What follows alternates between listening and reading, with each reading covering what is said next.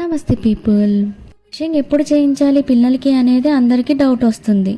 నార్మల్గా అందరూ ఇంట్లో చేసే ప్రాక్టీస్ మసాజ్, గమ్ మసాజ్ చేస్తారు కదండి. బాత్ చేయించేటప్పుడు చేస్తారు కదా, అది మంచిదే. స్పెషల్గా మీరు స్టార్టింగ్లో యూజ్ చేసినప్పుడు ఫింగర్ టూత్ బ్రషెస్ ఉంటాయి కదా, సిలికాన్వి. వాటితో ఫింగర్కి వేసుకుని బ్రషింగ్ చేయొచ్చు.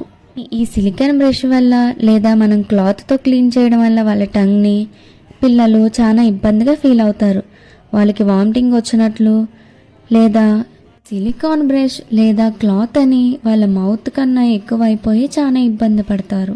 బ్రషెస్ తీసుకున్నారంటే వాళ్ళు ఇబ్బంది పడరు, మనకి ఈజీగా క్లీన్ చేయడానికి ఉంటుంది. బ్రష్ వచ్చేసి ఫస్ట్ టీత్ వచ్చినప్పుడు నుంచే జనరల్గా అరౌండ్ 6 monthsకి వస్తాయి. సో అప్పటి నుంచే మీరు బ్రషింగ్ అనేది స్టార్ట్ చేయాలి. యూ షేప్ బ్రష్ వచ్చేసి వాళ్ళకి స్మూత్గా ఈజీగా ఉంటుంది. క్లీన్ కదా ఎంత హ్యాపీగా చేయించుకుంటుందో టంగ్ క్లీనింగ్. మీరు బై చేసుకోండి, రీజనబుల్ ప్రైస్.